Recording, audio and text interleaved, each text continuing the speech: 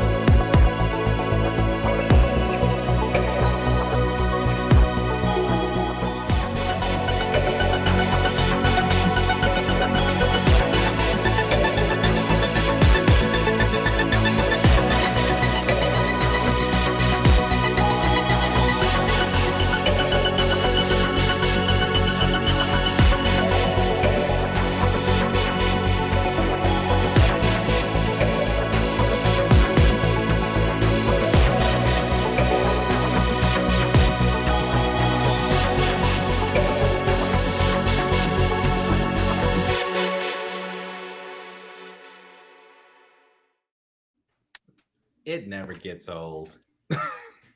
It just doesn't. So, Supernova Part 1 of Star Trek Prodigy, the second to the last episode of what is technically the first season, the second half of the first season. Whoa. Talk about a whole. It seems like they finally had the budget to do a whole ship to ship battle, huh? Instead of doing the whole copy and paste thing. As a matter of fact, I think either Keith or Manny, someone say it. At least we know where the copy and paste ships came from in Picard because they ran out of Sovereign class ships.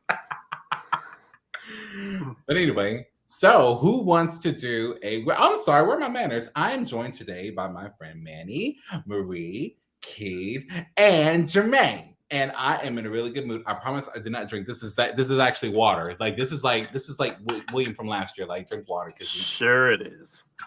Look here, hell. So who wants to take it away with our story recap? Y'all don't want my version. I mean, there's just so much that went on that I was not right. It's so right? so much. Okay. So giant ass space battle, right?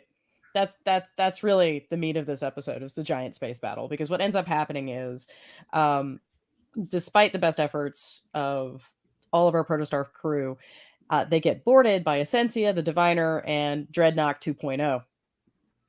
Dreadnought 2.0 manages to take pretty much everybody out, and with there's a gravity mine. Then there was like the Frisbee of Doom that somehow got Dal, and then another sort of Frisbee of Doom that took out Zero, and a freeze ray that got Murph. I liked the freeze ray, I have to admit. So it was like the can of duster you used to clean your computer keyboard. Right? Man, I remember those. Anyway, so Protostar gets boarded, everybody gets taken out. Essentia basically opens up communications with the Armada, and yeah, every bad thing that you could possibly imagine happened. And Gwen, also part of it, the living construct thing did was mess up the the universal translators. So Gwen was the only one who was actually able to talk to everybody because her father insisted that she learn how to speak all these different languages. So she appeals to the Klingons and all the other non-Federation allies to come in and try to save Starfleet from self-annihilation pursuant to this living construct. And they start and that's great. Captain Tridge there, pretty aces. It looks like things are looking up. Then all of a sudden, more Starfleet ships start arriving, and those Starfleet ships start firing on all the other Starfleet ships, and it just kind of spirals out of control. In terms of character development, we finally have Dal kissing Gwyn, which I'm amazed it took this long, frankly. Right. They're teenagers. Mm. I remember being a teenager, vaguely. Mm. Gwyn also gets to see her father literally sacrifice himself, actually, to protect her. So there's a reconciliation there. Essentia Wow. and Dreadnought 2.0, like, fuck off into the ether. Okay. And Janeway manages to convince, well, sort of convince, one of her security officers to let her out of the brig. Turns out the security officer was a Bernari and was one of the ones that she saved in the Delta Quadrant. And so that's how that ended up working out. So that was kind of a nice callback. And now we're just kind of poised on the end of the world until next week. Yeah. Oh, and Gwyn did tell Dal that he will never be allowed in Starfleet as well. So he's got that bit that he knows. Yeah. He does. And I gotta say, he really handled that well. He really handled it well. He handled it better, and he took the role as captain and said, well, I'm going to make sure that at least you all get into Starfleet. That's nice. Which sounds like... Which is huge. Can we talk about that? Yeah. That's Actually, let's start there. Let's talk about how amazing that is and how different that is from the Dal that we saw in the first episode. A very strong Dal episode this one. Right. I mean, just the character arc that we've seen from that kid has been just phenomenal. And I've got to give mad props to his voice actor, because that guy has had a tall order. Yes. Brett Gray. Yes, certainly in this episode, and just throughout, because he had to go from Dal's goofiness to seriousness, and it all had to work. It all had to flow. Well, last week he had to do a Janeway impersonation, so this week, some of that still sticks around, and his seriousness, really, he is fully grown into being the captain. He is fully grown into the role you expected him to be in all season.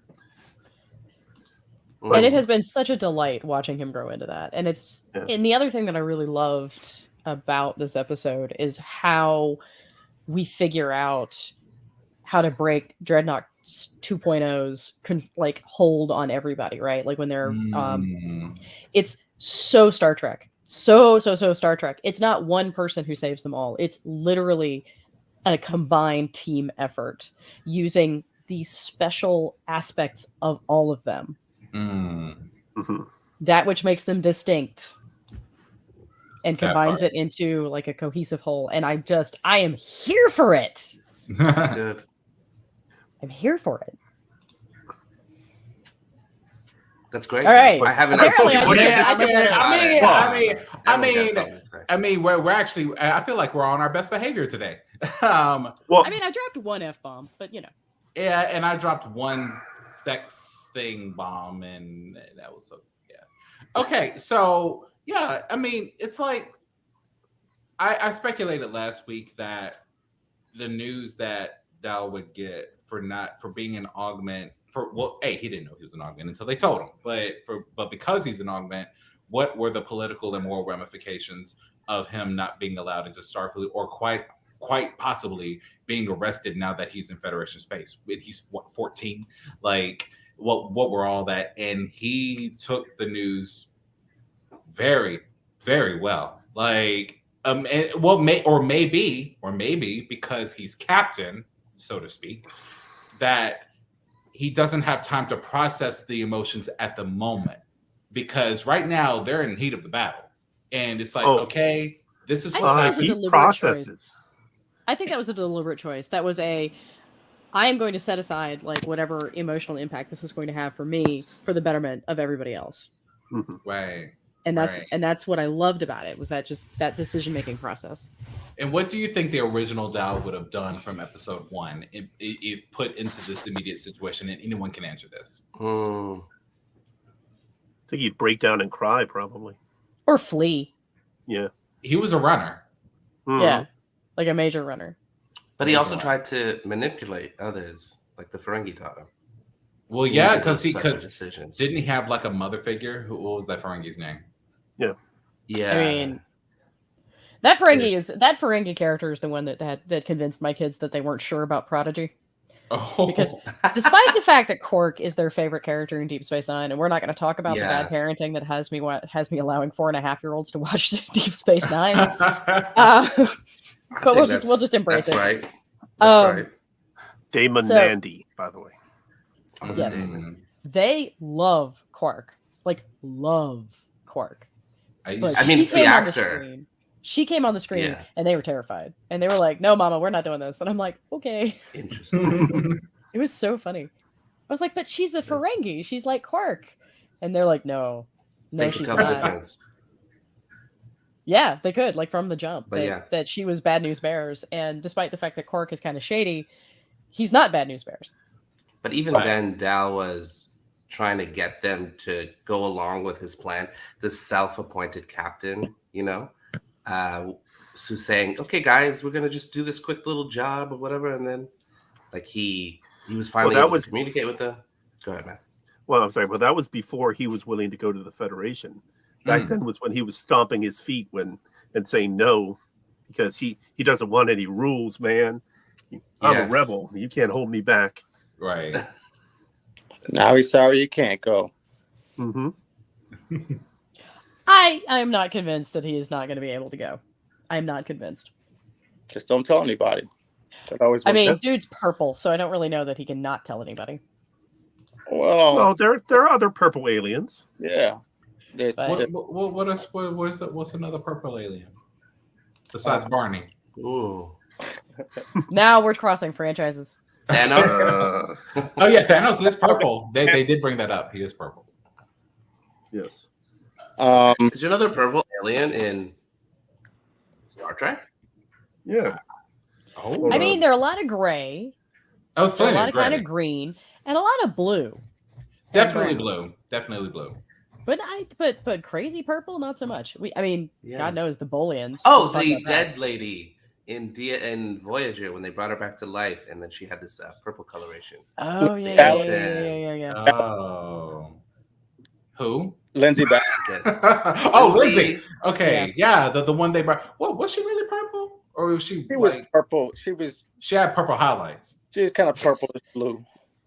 Yeah, whatever she was. That was like bless her heart. Kim's best friend that we'd never seen before. Oh, that's right. And then never hear about again. Janaea, yeah. This character is so important to the show. Right. And didn't they exchange like a comb? Yes. Oh yeah. She's like, I don't need this anymore because she was bald. Yeah, and it's just like there are things that I'm willing to give my really good friends, and I will admit to having given some really weird stuff, but like the comb was just kind of random. That was weird. In a world where you can fabricate anything. Was it a special comb? It was a brush, I think. What didn't it have to have her DNA on it though? That's why. Aha! It's a MacGuffin to like, yeah. I mean, that was it. But to be fair, you might also be thinking a little bit about the Pulaski episode. Okay. Where she gets the aging sickness, right. and I love it. Data runs to her room, starts going through her stuff, looking for some sort of genetic material because, of course, she's like Bones and doesn't do this whole beaming. And so, like, he literally picks it up, and everybody's like, "Why are you grabbing a hairbrush? There's no DNA in the hairbrush." And she's like, "There's a follicle left." I was like, I love that they had to write that in. Right, like because we wouldn't be smart enough to understand. We've never watched Law and Order or none of that.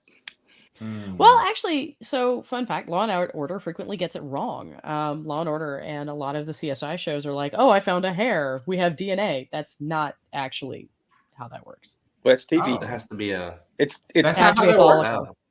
Yeah, it has to be at the By the way, end. Dal can claim to be a Vilacian, a race first introduced in Star Trek Online, but we did see them in Star Trek 6, Star Trek 4: The Voyage Home, and on the episode of Lower Decks Temporal Edict, where a Vilacian is a security officer on the Cerritos. They slipped And that I stuff in now. 150% remember all of that. Wow. Oh, I just Googled purple aliens, and this is what came up. Why does Dal get to claim? I thought it was an amalgam. And Right, almost but- a human, I thought. He's some of everything. I mean, Right, but because he's genetically modified, he can't. He goes There's a against base, the augment there's a rules. template. yes. I thought the template was human. The template is human, but he's been modified so many times that he is now illegal in the Federation for existing. Yes. Wow, that brings us back to this idea now of augments. I was reading this article on Star Trek's Rants or something like that, and it came up that he was an augment, and I remember reading about that. And the question now that is interesting to me is the role of augments now in the Star Trek universe, especially dovetailing with Strange New Worlds and the Illyrian issue with Una. Yeah. So just wanted to throw that out there with thoughts with you guys. Well, This is last week. This is last week now. No, they back off of that. Like you guys remember what just happened to Strange New Worlds, right? Mhm. Yes. I mean, even though we all know about the augments, the genetics, the genetic wars or whatever. Well, going on beyond that, yesterday the three-part comic series Strange New Worlds, The Illyrian Dilemma, started being released. I wasn't able to get a copy yet, but it's picking up where Strange New World season 1 left off, dealing with Una specifically. That's like the never mind. I'm not sure where we were going. There was an idea. Yeah. The Illyrian Enigma 4-part miniseries. Okay. Be coming out monthly between now and April. So these comics, these graphic novels, are they canon to the show, or are they B canon? Like Star They Trek are Online? considered canon. They're considered canon. Yeah, just like the Picard comic series that they came out with, those are considered canon as well. I was gonna say that's like the Discovery comic Kelpians, the Kelpian dilemma. Should we eat them or should we not? So What? hold on. Considering the Is that timeline real? I identify as a Kelpian, I am offended by that, sir. Okay, so let me get this right. So like I'm gonna need to see your threat ganglia, Keith. okay, so Keith, so like this is canon, but this is not. I love that you It had them was. handy. Well, oh my God, am I the only one who doesn't own these things? You just have a desk, But- like right there, just in case.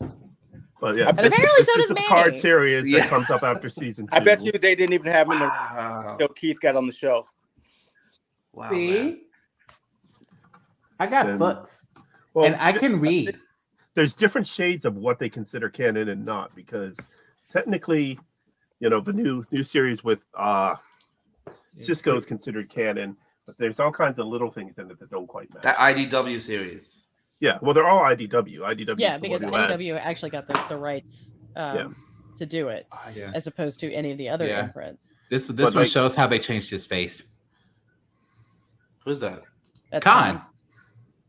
That's Betty Oh, Patch wow. Cumberwuzzle's Khan. Yeah, Gotcha. they gave an explanation as to why they changed Watch your his mouth, face Marie. and But accent. I'm talking about Butterdale. Who the hell? Damn right. I mean, I didn't Butterscotch realize. Cumberbund? Yeah, right.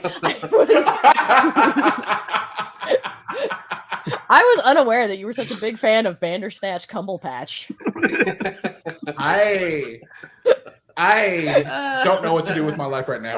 Oh, that's great. I think we can come up with 10 more of those in 20 seconds. Oh, definitely. Ballywick Cuddlesworth. There is so many possibilities. Oh, yes. I mean, can we talk about how British that is, though? Like, I mean, we have a vaguely strange-looking gentleman, and they give him this just ridiculous name. Right, that Yeah. part. And you could say any combination of a B and a C name, and everyone knows exactly who you're talking about. Right. I love that. I love it. Yeah, big And cat. apparently, he thinks it's funny. Oh yeah, And Right? apparently He gets a kick out of it. Like when it's particularly clever, he gets a kick out of it. he can't say penguin. Can't take. Oh. what? I didn't catch that. I didn't hear that last time. You can't say that. You can't say that. Sorry. No, you never heard the whole thing of how he did the whole documentary about penguins. Penguins. Oh, Penguins. Yeah, Penguin. no. okay. And Graham Norton, like I called saw the out Graham on Norton it. thing. Yeah. Yes, that's right. Okay. I thought these shows had Okay. producers and editors. So wild. But people love to like see celebrities, with their foils and foibles and make mistakes and stuff like that. I love that stuff too. Oh, yeah. And I love to know that I love when a star or an actor goes with it, they lean into it. And so I like that interview on Graham Norton. And he's telling the he was story and he's very sweet 100% about behind it. it. Yeah, he's so great. 100% That's so behind it. great. I will tell you who else leans into the weird, and that's going to be Judi Dench. Oh yeah. Really? Well, how else does she show up in Cats?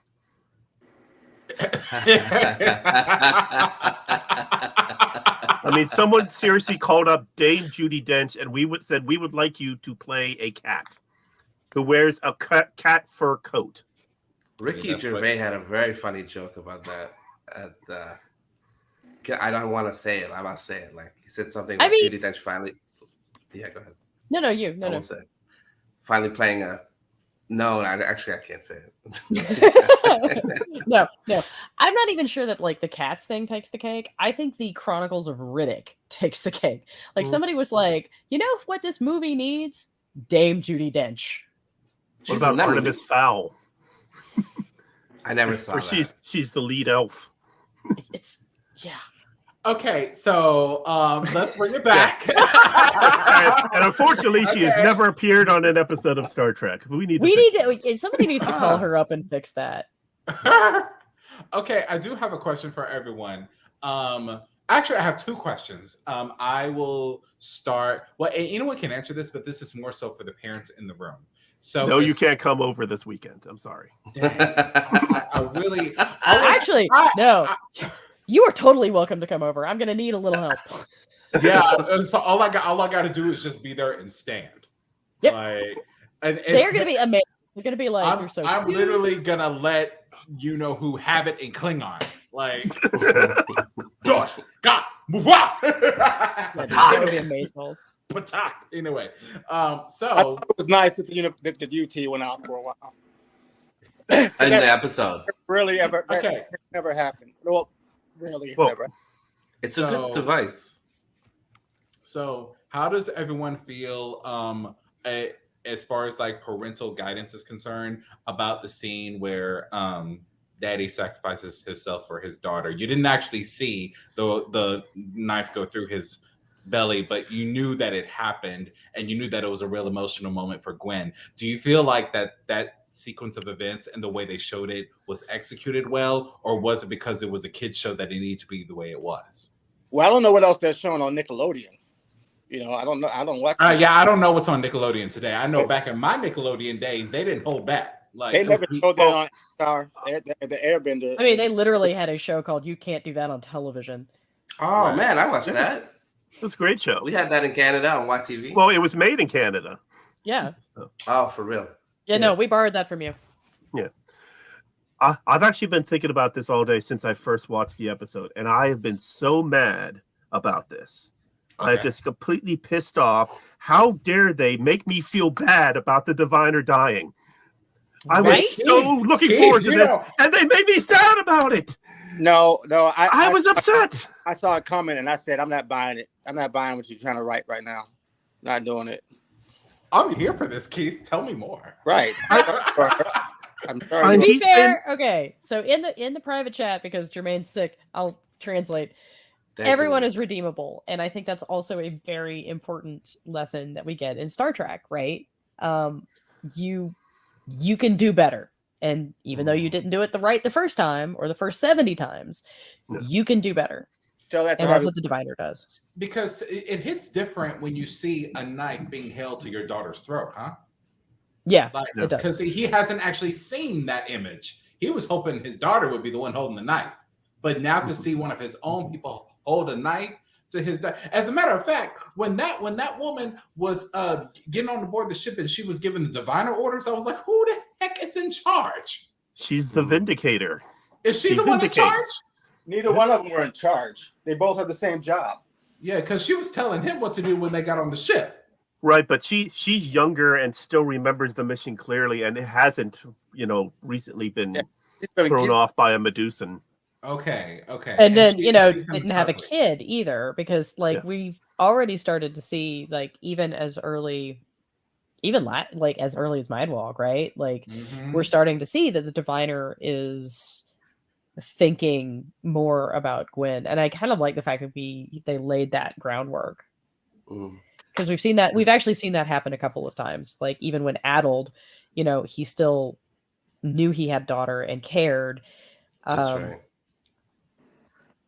you know It's a very it's a desperate. tough call, right? Like, Yeah. does Yeah. that sacrifice make up for Well, his failures as a parent? And that's Mm. an interesting question. it is an interesting question because as he was passing, he didn't really speak on his goal to destroy the Federation or to protect his. It was nothing like that. It was more so he was having that one-on-one with his daughter, which, as he should, in his final breath. Like, he didn't say "revenge, avenge me" like Green Goblin type mess, but he was like, "I love you." To paraphrase, like, you can do anything. Our people can do anything. He didn't like end on a bad note per se. Now, I'm sure that he still had resonating beliefs of reason to why he was doing what he was doing. But again, it hits different when you see your daughter have a knife to her throat and she's 16. Like, Yeah, even though she defied him like half the whole season. Well, she's 16. What do you expect? I mean, I mean, I that's gotta what tell they you, do. mine are 4.5, and they defy me on the ring. Right. No, but if you're Mine are 11 and 9. you're not supposed to defy your father's plans to take over the world or the No, Well, my girls have now watched the Wednesday series on Netflix 9 times. Nice. They are taking Wednesday Addams as their guidepost. So yeah, and they're all As well they should. I'd rather they Yes. take Mariner as their guidepost because Wednesday. No, I mean, at Teddy. 11 and 9, I am not introducing them to Mariner. Wednesday's she's not a good example because she never got reprimanded. She sat there and kept saying, "Okay, yes, next time," the whole show, and then she do something else. Okay, next time. The Adams are really supportive. They don't really. No, not the Adams.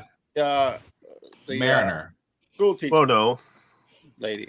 Like we're at talking about Nevermore? the Netflix series with the principal. Oh, Yeah, no, I mean, okay. like, they're just Which, really. Dirty I don't- Confession, I have not seen yet. Okay. It's Oh, very that's- good. It is on That's my good. list. Okay.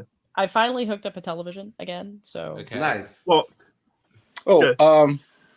okay, back to the show, I guess. Okay. So that was I'm going through question. my So, computer to say. so y'all answer question number 1. Here's question number 2. Can we each give our own possible? This is like a small what if. What is the possible? What are the possibilities of stopping this thing now? It's like by the end of this episode, they have tried everything. Because I'll be honest, I can't think of anything more. I thought bringing in the Klingons would do something, but it's like, nah, we kind of already did that in Strange New Worlds and in Deep Space Nine. The Klingons ain't gonna help this time. I had So- what they've done. but they do though. You've heard in many episodes. Target their weapon systems. mhm, That would have been a great idea. Hey, mhm. get in there and just start targeting weapon systems. I mean, that's a good point, I guess. Yeah.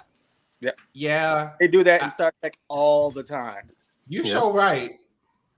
I'm sitting here going like, if it's that bad, okay. I'm sorry. My mind is Hi, going Mike. as to how they can make the damage worse instead of how they can minimize the damage. I'm trying to figure out how can they minimize the damage or stop it, because by the end of this episode, I saw like 3 ships looking like they just been through Wolf 359.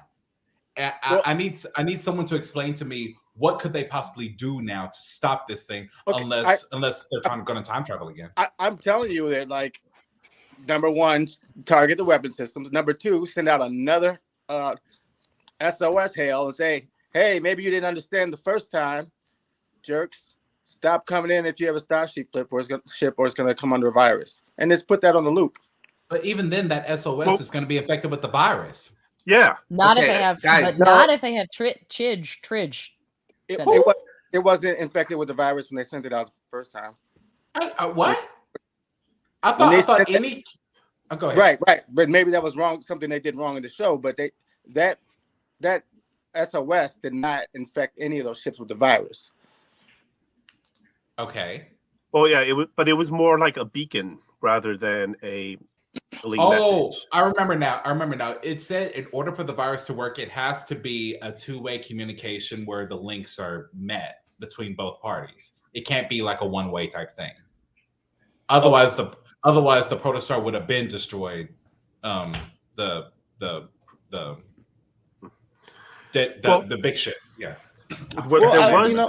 Okay. Well, there Let's go was with that. inference that Essentia sent the diviner down to check to make sure the living construct wasn't damaged. So there's the possibility that the thing actually could be damaged. They've tried shooting it a number of ways, but this maybe the diviner's not completely dead, and he'll be able to whisper how to take apart the living construct or something. I was kind of wondering. I mean, he does kind of get absorbed in part by his daughter. Now I'm on my phone and that's not working, bro. I mean, your phone is quite clear. Like, yeah, that's no, good, man. you sound. Don't I keep going out because you guys keep going out? I'm not going out. No. I mean, not really. Oh, okay.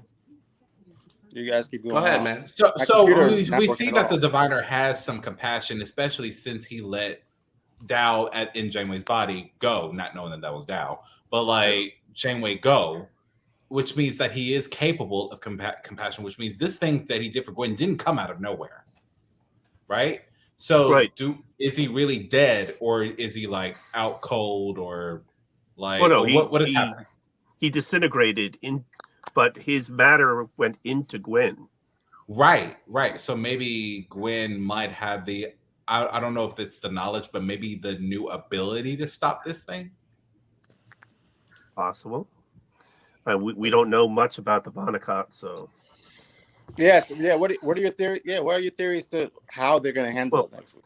I don't know. I mean, also, can we talk about the weird bioluminescence thing that they've got going on? Who? Yeah, it's kind of cool, but right? I mean, I'm like they glow. Oh, yeah, they glow. Yeah. Yeah, like with some sort of like weird power. The Valdecott are just coming out of nowhere. Mm-hmm. Yeah. Guys, can I make a weird observation? Go ahead, man. Again? Okay. I feel like we're playing Uno right now, and I'm looking at Jermaine, and he's there. He's being very supportive, but he's like literally saying, "Skip me." skip, verse. I'm sorry, I couldn't help it. Oh my god, I we should play virtual Uno or something. I don't know how I'm gonna do that. It's like a bingo card. Oh yeah, I gotta tell you, I don't even know that I own an Uno deck. It should be a I don't even know. I don't. Somewhere. Oh, yeah, put some Gold Press Platinum on it. That'll be our next game show, Manny. Gold Press Platinum Uno. I'm working. Oh my gosh, have you guys seen on Trekbook like the Live Laugh Latinum? No. Like somebody did this incredibly. It's beautifully realized, but the font is awful, and you can't read any of it. Okay, but it's supposed to be Live Love Laugh, but it's like Live Love Latinum. Okay. Love Latinum. They didn't spell Latinum right. No, everything is spelled correctly. It's just like there's a tag group on Facebook that's like, this font is the crime, and this font is the crime. That's was it Papyrus? Number 172. All right. So teenage Marie loved her some Papyrus. Loved it. Oh wow. Okay. The font. Yeah. Like from Avatar. No. I thought you meant the store. Mike, the font I used in my chat windows in ICQ was Papyrus. Oh. Okay. Yes, I used it to make a lot of fake historical documents. Yeah, clearly. Yeah, so the historians. So this live on Latinum, is it just a plate or a game, or what? Apparently the crafter made it for a friend who wanted to put it over his mantle or something. Okay. That's nice. I get that. Whatever you're having, I want it. Yeah, no, like I mean, it's literally, it was supposed to be difficult to understand and read. Oh, that's Okay. okay. Okay. What is So- the Star Ferengi Trek language? I think Just Ferengi. you hear it in Little Green Men. Right. Yeah, when they're trying That's to right. I don't think- The Star Blah, Trek what? blah, Yeah. blah, Umox? Yeah, well, I mean that's Umax because there's not really a word for it. I mean, we know what it means, but like, there's not. It kind of loses something in the translation, right? I do. But- yeah, I remember. But we hear them talk about. I think it's the only time I remember, other than TNG, early TNG, when they didn't really know what to do with the Ferengi. But That's right. But it was Little Green Men in Deep Space Nine. When There's it an was like- episode of Enterprise Mhm. where they board Right. them as well. Oh, when Neelix was Acquisition. a Ferengi. Yeah, Acquisition. Yeah. Yeah, Neelix was a Ferengi. It was cute too. Yep. And But I don't think they ever. yeah. I just didn't think they ever actually said what the language is. It just Ferenginese or something? We may as well. 'cause Yeah. it's Oh, one of I those do think they things. say it once. Yes. Oh, speaking of languages, I'm actually kind of glad that Janeway didn't say English. She's just said standard. Yeah, that's Standard. what Yeah. that's what No, they usually no, say. she says- Every once in a while, they screw up and say English. Did she say standard? Or did she say Terran? She said No, she said standard. It's standard. Oh, I must have heard what I wanted to hear. Yes. Sure, someone's told me that before. But yeah, Oh, it was kind of shades of what was it? What was the episode of Discovery? An oboe for Charon when they were going past the giant alive planet, and everyone all of a sudden started talking in different languages, and Saru was the only one who could translate for everyone. That's right. I Okay. like that. Because So, of course in it this was case- Saru. Of course. Right. Because of course it was Saru. All right. Why not? So Yeah, I actually like know that we were just episode. talking about. Michael, say that again. Oh, I was gonna say. So I know we were just talking about the Valnakat, but I have a theory connecting. Yes, Picard of all things, which everyone knows how terrible Picard is, and we'll get to that in a few. But connecting. I mean, Picard obviously we're going to get to that. You're on the show. Y'all tread lightly. Tread lightly. Just so I It's like you I know say, what? friends all with value William for are me just is on a good level. I'm not consistency. going to say anything. Come on, consistency. You know, one of the things that I said very early when we were talking about Picard was, how did the Federation get like this? How did they become so disgruntled and kind of anti what they were, who they are, that we've seen over the years? And I really think that they've actually done a tie-in here that ties in somewhat nicely. Having the living construct having attacked all of these ships and really kind of creating this air of fear and destruction in the Federation and pushing them to the brink of who they are, to where it might actually be a reasonable assumption that they're like, you know what, we're not going to risk ourselves and risk what we have to save Romulan, Romulan. I thought this was after. Picard's request, which was like the impetus. No, this is 2384. Picard starts in 2399. And the Okay. Romulan supernova is Yeah. 2387. So at the same time that this is happening, Picard is organizing the ships to be to be cleaned up, to be used for picking up the Romulans. And you have, at least on Earth and on Mars, you have the kind of dull versions of the Sung type androids that are now helping the A500s. So So Romulus that's wasn't happening. destroyed yet. No, this is 3 years before Romulus is destroyed. This is a My- very my good argument- timeline. And this- then. My argument is the Romulans have a ton of space. They have to have a ton of places where they already live, and Well- like say they're like outcasts with no home right now. It's just kind of silly. It's like, what are you talking about? You got a serious amount of planets that you already have had control over for hundreds of years. So But I their mean, home, but it's their home. It's their home. Yeah. It's different. yeah, but it's not kinda- like it's not like the Federation where they don't have the prime directive and they're trying to coexist with everybody. They're conquerors. Like it's like That's a good point. same thing with Cardassian. They should have outposts like everywhere. It's like I They- mean, Well, they do.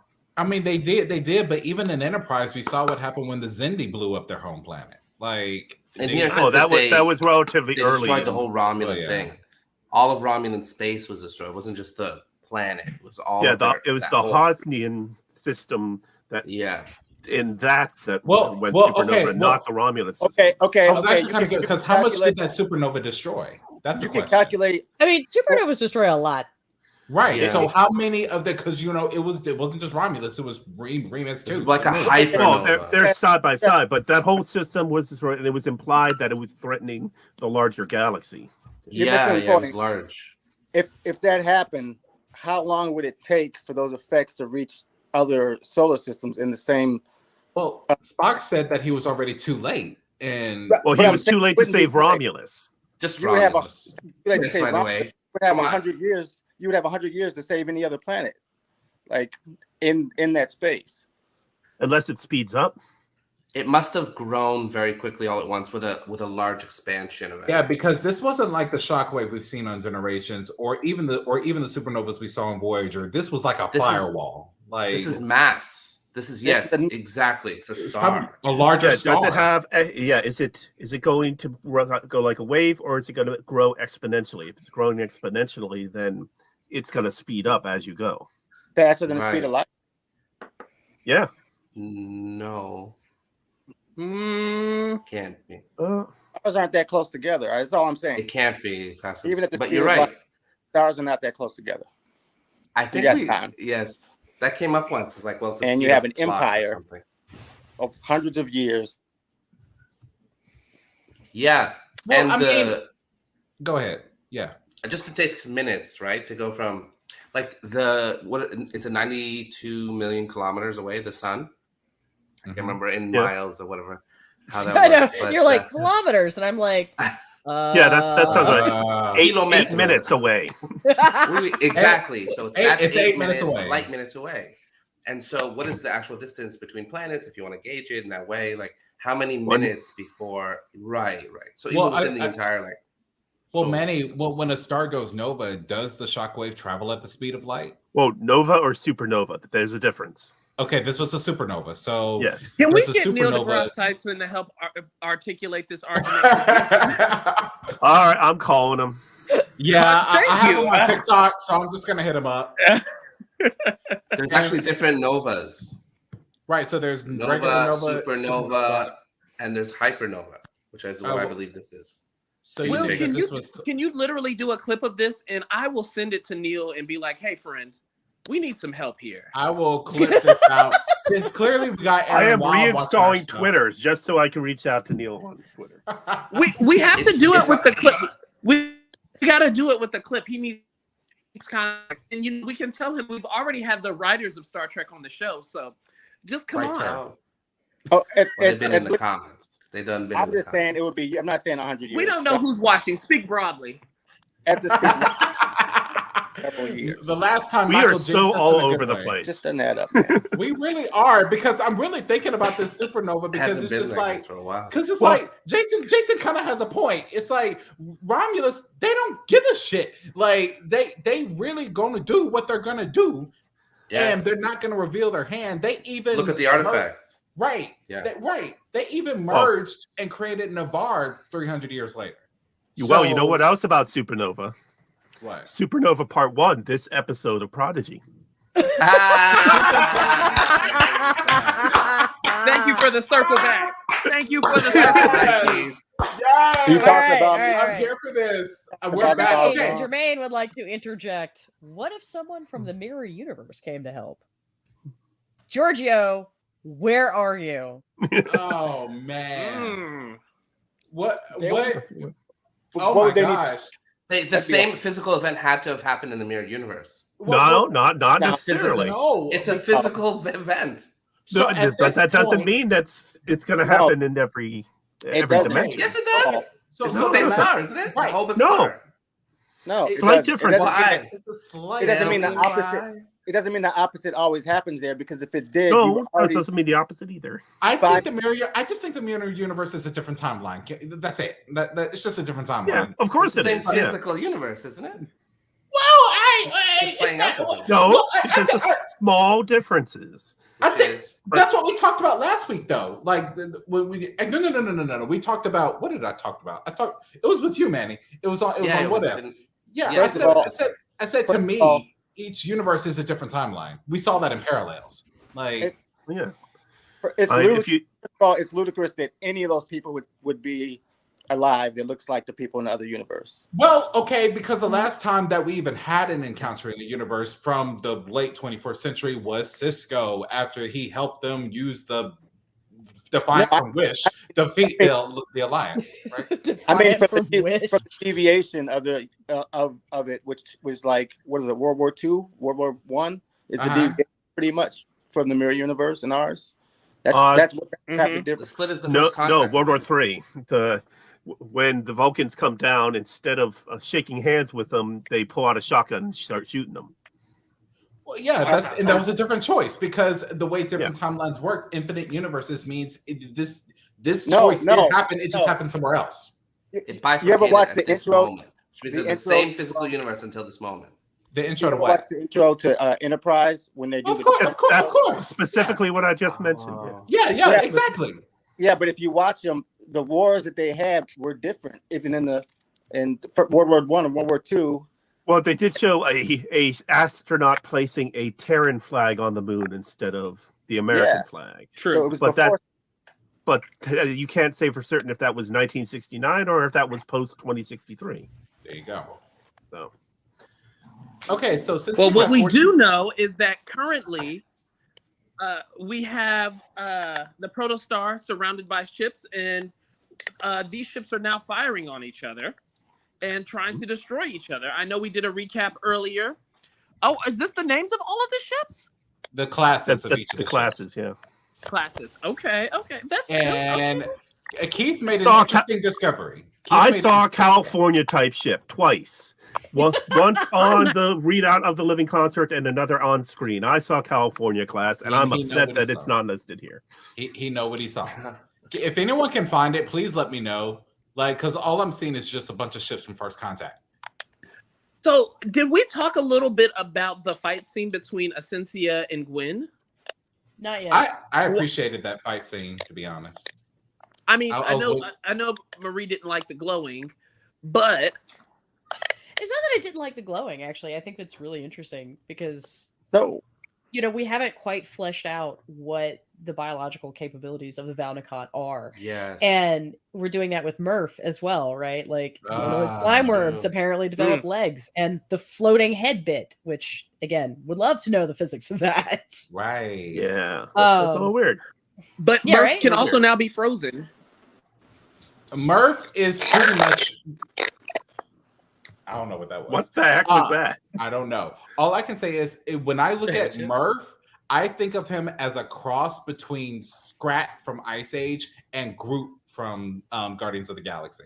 I just think he's a walking MacGuffin. Oh, yeah. I wonder where he was hiding because they started fighting Dreadnought, and only after everyone was almost beat up is when he jumped out. He was in the lounge. Like, he was doing his he's Super Murph. He's Super Murph. literally Flubber. Like, Yeah, I was thinking if he would have come in and saved the day completely, he would have been Deus Ex Murph, almost like a Wosicon. Yeah, I was actually I waiting. mean, I'm not gonna lie, that particular phrase may or may not show up relatively frequently in my Prodigy reviews.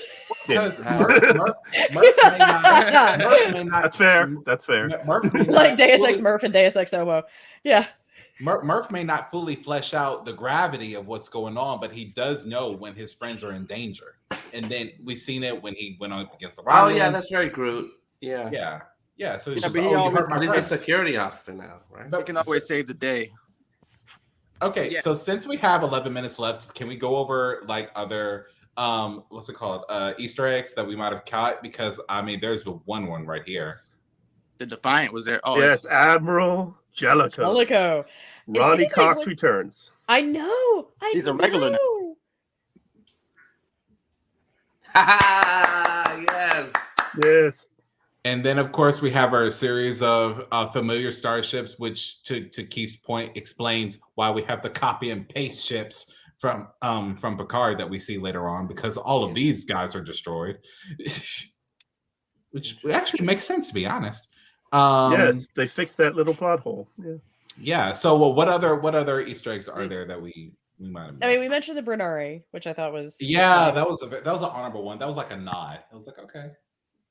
Yeah. I mean, I feel love like that. it's a plot point. It's not a nod. I mean, Yeah. yeah, I thought it was sweet because it was just like, Yeah. oh, Yeah, I like no, how I thought that was I don't know if you talked about how they mentioned the episode with Janeway saving all those. she just said that. Counterpoint. Yes. Yeah. The Devore. They were searching for the Bernari because the they were Devore. partially telepathic. and the Devore have real issues with it. Yeah. And So they then had to hide the Bernari and the Vulcans.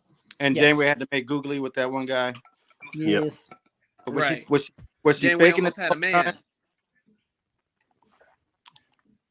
I mean, I feel like Janeway was a badass in that episode because she played him like McDonald's fries. Like she just played him. Like she's like, I know what you are, but I'm gonna give me a little something because You I'm kind play of with McDonald's fries? I mean, because how many people just take your McDonald's fries before you can even eat them after you done ask them, hey, do you want something to eat? And they just take your McDonald's fries after they done say that. I don't get bullied. What is Michael's face Listen, right now? let's circle back to the I McDonald's like to share my sponsorship. fries.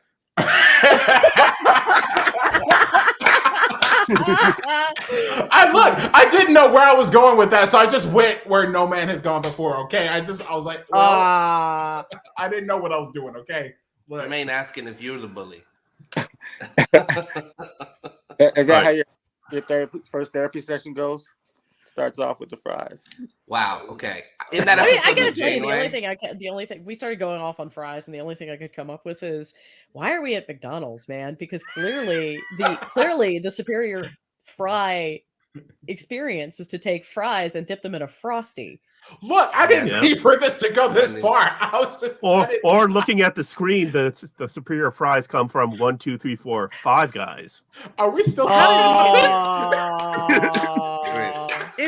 Anyone, just raise your hand and let me know how we got here. How did we? I don't know. No idea. Hold on. Just raise your hand and let me know. We get a Ferengi Decora class ship. We get Vulcan ships. No. We get several Klingon birds of prey. We get to hear the Tellarite language. We get to hear Andorian language. Mm-hmm. We get to hear Rock Talk making her grunts again. Let's see. You had Deborah Wilson appearing as Captain Treege of Mad TV fame. Previously was on the DS9 episode "The Sound of Her Voice" from season 6. Right. The penultimate episode, we got the Heartbreak of Her episode, and the next week was the week that Jadzia died. That was a bad sequence, man. Yeah. And the only thing, and every time I think about like that sequence, like the Jadzia death sequence, all I hear is Terry Farrell like making a comment in a con where she's like, "And it was goddamn Marco Limo that killed me." Yeah. I was like, them's fighting words. In the documentary, that she breaks down and she starts to talk about it as well. We had board ships show up to help. It's surprising. So that's a big change from what we were seeing in Strange New World. Gorn ships. Gorn. There was a Gorn trading vessel. There was a Gorn? A Gorn trading vessel, yes. And I remember thinking about going, I need to see that again. How did we get from like alien to trading vessels? Like, hold on. That was my question. Also, I really enjoyed the Vulcan cruiser that showed up. Yeah. This is the one where Picard makes peace with the Gorn. Until they destroy half of subspace in the 30th century. Well, you know, hell, I just wanted to feel important. So you see, the Gorn crisis. I just wanted to feel important. Okay, I have information. William. I love you too, With that, Keith, was that with the Omega particle? We don't know. It's just a line that Book says to Burnham, and Burnham said, "The who did the what?" I felt like a Batarian bulk freighter, the Decor class Ferengi Marauder, a Vulcan Surak class vessel, a Gorn trading vessel, and I didn't know it was a And, class yeah, vessel. you saw the different shield pattern where it's the hexagon shields, even on the Klingon bird of prey, which was interesting. That is a Kali class right there with the yellow lights, right? Where? On the no, left. that's Thunderchild. Thunderchild. That's the Thunderchild, first shown in First Contact, and they love the design so much that they based Nothing there. that's Akira class ship. Okay. The Thunderchild first showed up in First Contact, and they loved it so much that they based the NX-01 for Enterprise off of that ship design. Okay. I And see. seriously, Akira class ships like inevitably just turn up everywhere because apparently they're just indestructible. I'm And they're really cheap. looking for this Cali class. I'm gonna find it. I thought that swear was I the saw yellow it lights. love that twice. this is- I love believe this is you. where we I'm are just now. trying to find it. I love that like- this is where we are now. Like we are now doing like the quintessential Trek nerd thing where we're tracking down ships. We What have we not looking for done that Easter on this podcast before, but here we are. Yeah, we're here. Is this 7 ship? What class is this? That's on the sovereign screen? class. That's sovereign class right there. And the That's a protostar Yeah. sovereign on the class. right. Okay. Yeah. I did notice that the Defiant class ship still had an NX registry number. Yeah, I have a picture. It wasn't the Defiant, but it was, and it had NX instead of NCZ. Which I'm actually kind of Oh, glad that that they thing there. realistically showed what it would look like if the protostar would do. Because it's like the only other maneuverable ship was the Defiant class ship, which I'm glad they did that little chase scene. It was nice. Mhm.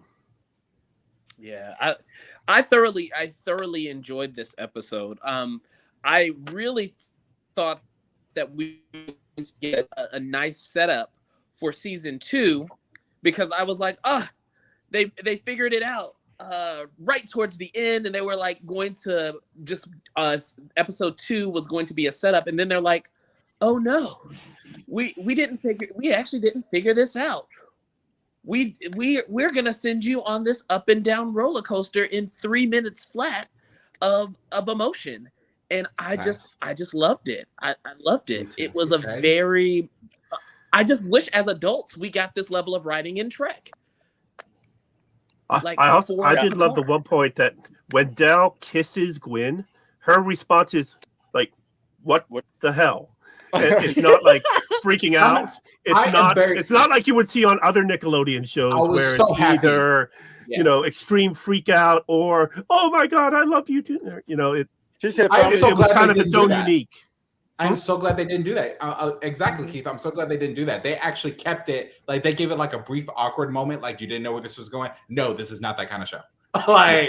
Well, yeah. we've known from episode 1 that Dal's in love with Gwyn, and we've known from episode 1 that Gwyn has no feelings toward Dal whatsoever in that way. Zero. Yeah. Basically, And there's zero. and then there's zero. I didn't invite that dude. That wasn't cool at all. Yeah, Okay.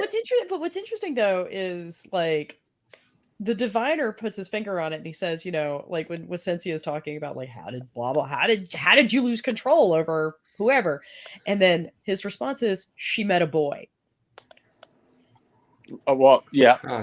Yeah. So am I convinced that there's no reciprocation here? No, I'm not. But I I agree. also think that we're in a situation where like so much shit has been going on that like Gwyn is just kind of processing her own trauma and trying to figure out like just how to keep moving. But wait, Frankly. that was her father's point of view, saying she met a boy. That Well, wasn't maybe her. she Yeah, but- doesn't know it yet because they're still growing. I mean, like, Yeah, but At that 16, I will tell you, as the only one on this chat that has been a 16-year-old girl. and you can assume that, making an assumption. I mean, yeah, I am. I am going to make that assumption. Totally am. But I, like at 16, like I didn't always recognize what was going on. In fact, frequently, like my Yes. mother would be like, "So you've got a crush on that person, right?" And I'd be Right, like, right. "No, they're just really cool." Oh, No, there you go. Okay. Not me. I didn't have any doubts. Well, I was one thing I confused. did also like was that we had that little scene in Ghost in the Machine 2 weeks ago Okay. where Gwyn walks up to the bar and the diviner is the bartender, but she gets to talk to her father but not her dad. Right. And Gotcha. it sets up It lets her get a lot of the hatred out by just having this moment of talking to someone that looks like her dad but isn't. But also, I think it lets her see him as a person too, which I think is so interesting because, like to this point, he's been her dad, and all of the she's the all of the progeny. failure has been in his parenting, like as a father. That's all she knows him as. But like when she starts talking to him as the bartender, like he's not her dad. You're right. He's a person, and I think that kind of shift in your perspective is one of the things that happens when you grow up. She's been groomed up until this point by him to save their people, and they have this divine, like call it divine, whatever. Like she has a destiny, right? To he is the diviner. Oh my Funny, god! I know, And but, I mean, can we also talk about for a second the fact that the planet's name is Solum? Like, come on, I was kind of wondering about that. come on. Yeah, That's the name. Yeah, that's the name of the name of the planet is Solum, which is clearly Is from it Latin for solus, something? solo, right? Which is, yourself. alone, because that's the whole thing with the Val Nakad, is they are alone at the pinnacle of evolution. Is that what it is? I'm actually a little confused. Like, is it kind of like they still have the arrogance of thinking that they're the only ones in the universe, or that they are? Oh yeah, they're they saying do. the pinnacle. Is that what it is? And then the introduction of like some alien or external thing has like given their people an existential crisis where they split and then have this civil war in reaction to the fact that they're not. And is it just wrong first contact procedure? Is it Like is the that what we're talking about? dinosaurs? Like the dinosaurs? I think that's really interesting. Like, I think what happens is we've got the standard like reactionary group of people, super conservative, that is, like we're at the center of the universe. Why the fuck are we going to talk to these Starfleet dudes? Yeah. And then we've also got the other ones, which we know the Diviner was part of this camp originally, with basically them saying, hey, like maybe there's something here. Maybe we could go like negotiate, blah, blah, blah. And then the reactionary people are like, no. And I'm going to just go ahead and say the conservatives are the ones that ended up like that fired the first volley. And then we get this whole Civil War narrative. With distant origin, that's what I was talking about from Voyager.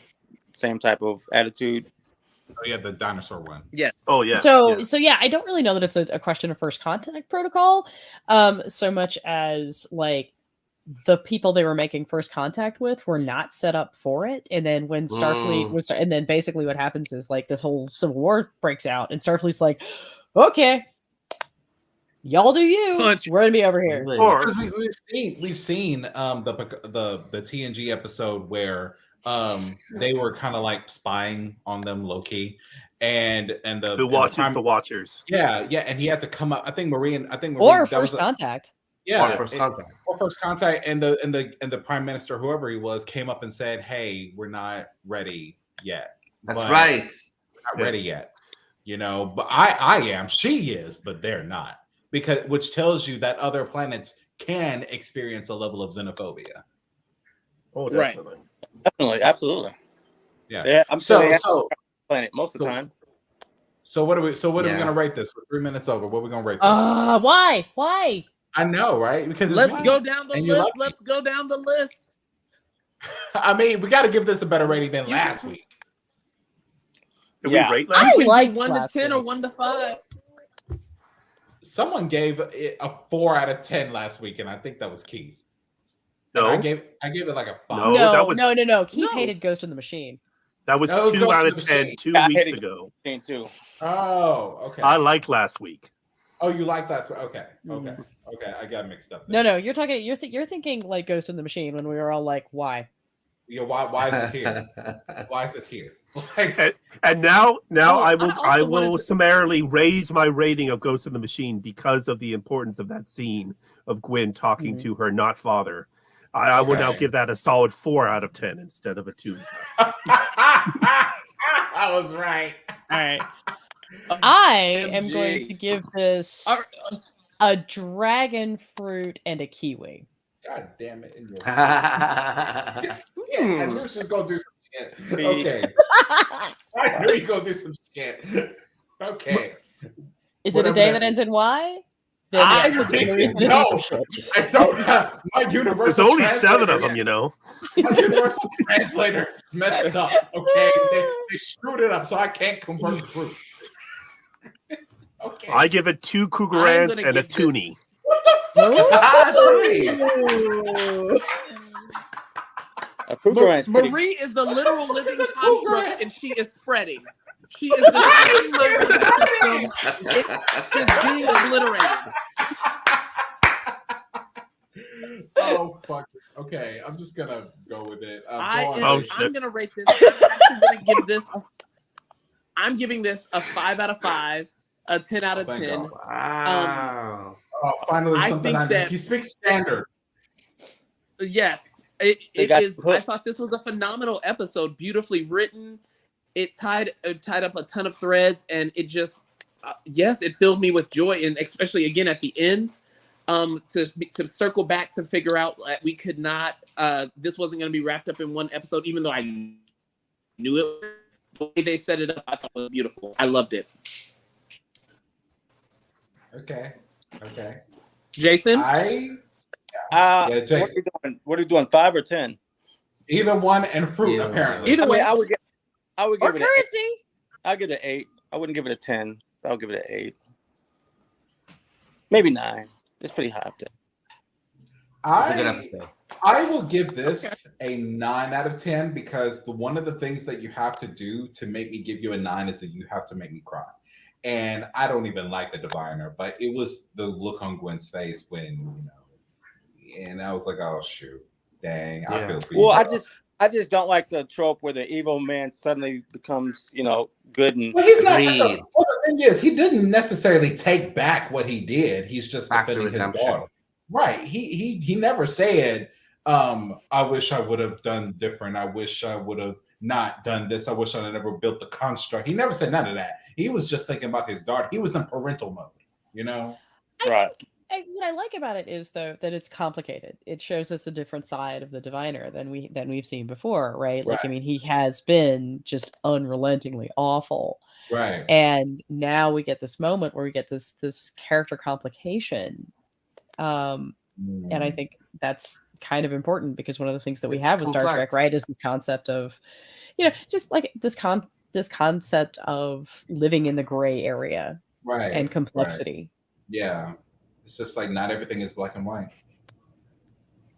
Yeah. Okay, guys, I think that's our time. I think we are over our We need your- time. Mandy, Yeah. we need your rating. We need your rating, man. I mean, I know. I listen for If me. you I'm could still close us stewing. out. I will.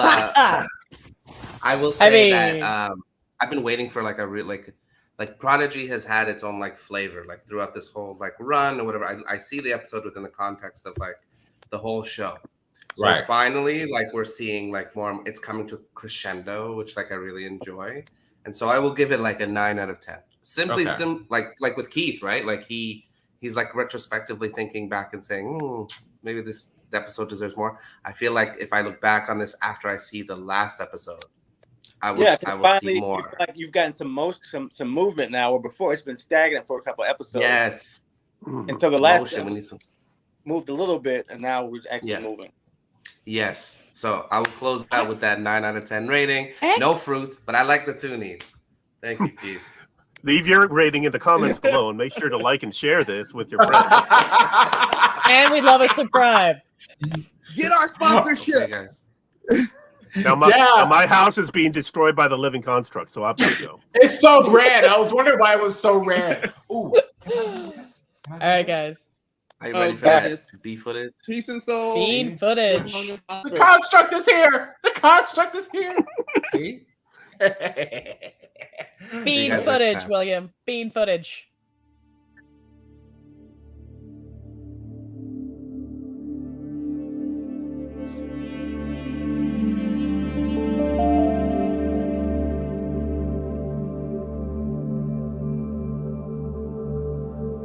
Yeah, absolutely. Yeah, I'm not gonna ever say it on the internet. Yeah, never. yeah. I was watching. I'm sorry. Wait. There was a shadow of a church. Okay. What? William has Okay, questionable I didn't ideas catch about that what he one. puts. I didn't William catch has that one. questionable ideas about what he puts on the internet. Oh, I remember that episode. Uh-huh. I remember that episode. Yeah. Uh-huh.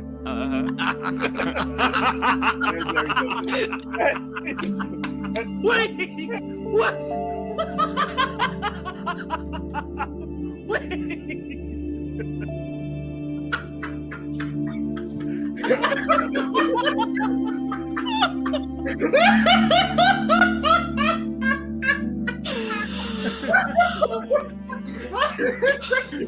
We put on an audio version of this podcast.